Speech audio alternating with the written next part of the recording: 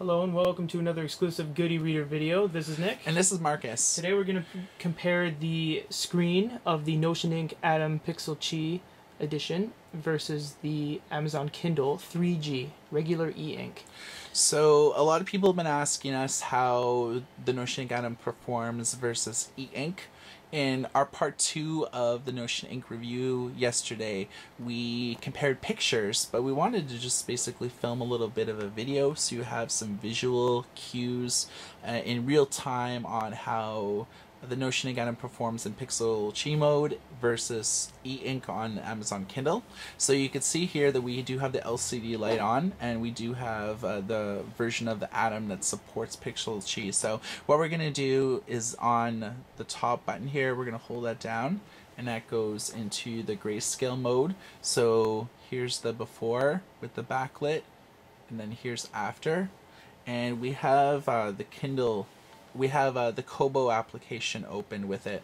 So right off the bat with the Kindle, you can see that the white really pops up right here versus this that really doesn't have like a huge pop-up. You could also see like a pretty big reflection in Atom. So even though that you are in Pixel Chi mode, it does have like a lot of like the glare. The only kind of reflection you'll get with the Amazon Kindle is if you're directly pointing it to a very bright light, and in that case it would just be this matte kind of blur, whereas easily corrected. Whereas with this, you're seeing almost like a reflection of like the whole room. You know, here's like the ceiling, you know, walls and everything like that. So the Notion Ink Atom version of Pixel Chi really has like a lot of glare with the screen.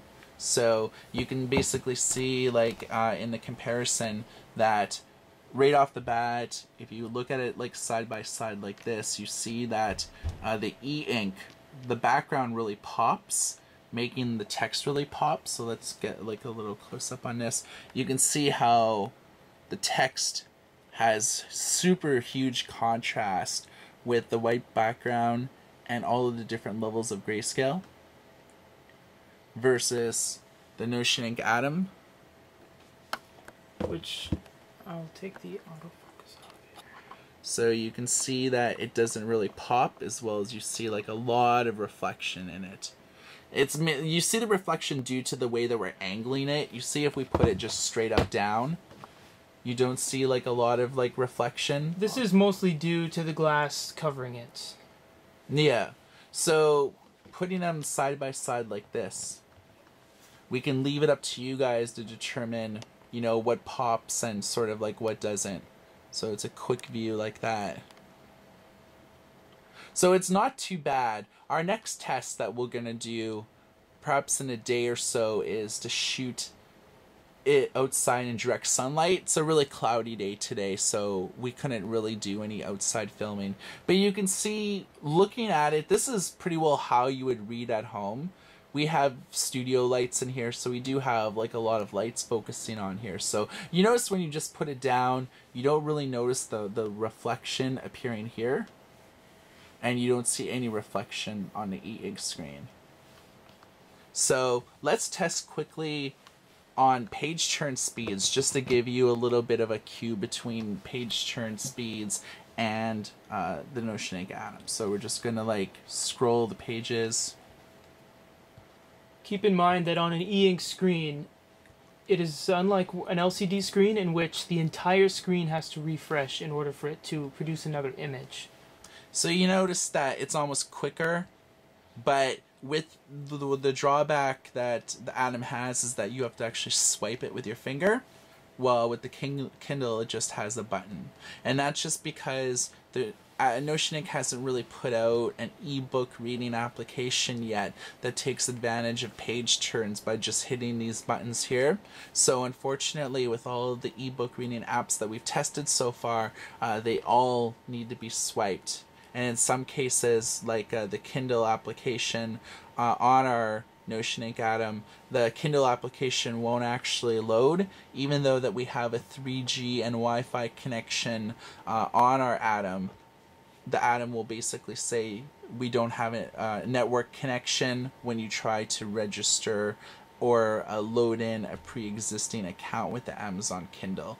But the Barnes & Noble Nook application loads fine, Eldico loads fine, as well as Kobo application loads fine.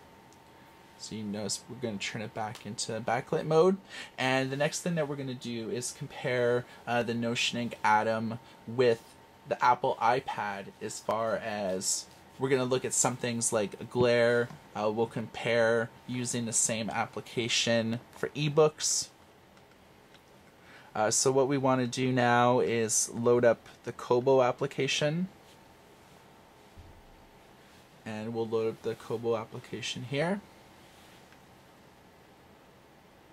Alright, so what we're going to do is just load up a random book here, The Importance of Being Earnest by Oscar Wilde. And this is the Apple iPad and the Notion Ink Atom compared side by side. So you can see that if you zoom in a little bit, that the iPad actually has a whiter background than the Notion Ink Atom does. If you compare them side by side, then this is one of the benefits of the iPad, that it's pure white. And we're not in pixel chi mode or anything like that. You can see that we are now. So you can look at the different modes where the Apple doesn't have any options to turn a background, whereas we're in pixel chi mode right now. And now we're going to go back into the Kobo application. So visually, if you want to zoom in a little bit just to get the differences in text between the two. So you noticed with the Apple iPad right here, with the pure white almost background, the text is popping up a little bit more. And of course here at Good e-Reader, we're all about e-readers and reading them on our dedicated e-readers or our tablets. And then if you look at the Notion Ink Atom, you can see here that it's not a total pure white background. The white isn't as popping as the iPad, so the text isn't popping out as much. But it is tremendously readable. We just basically, the purpose of this is just to compare the two, side by side as far as dedicated e-readers go. With the iPad, of course, in order to turn pages, you have to turn it. But you notice with the iPad version of the Kobo application, it turns like a real book, and all you gotta do is just tap on it. But what do you want to do if you want to turn a page? You can simply click on it too. Before we were swiping it, but in fact you can just turn pages by just clicking here. So it's almost like the Android version for Kobo will actually turn pages faster.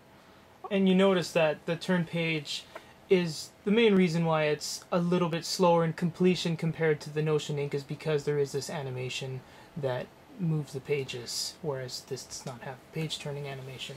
Yeah, right. So I noticed with any of the Android applications, they don't really have those funky page turning animations that the iOS does, and that's just the differences between iOS and Android. We're not saying any one is better than the other, but we just basically wanted to give you, side by side comparisons on how the Notion Ink Atom and Apple iPad work together.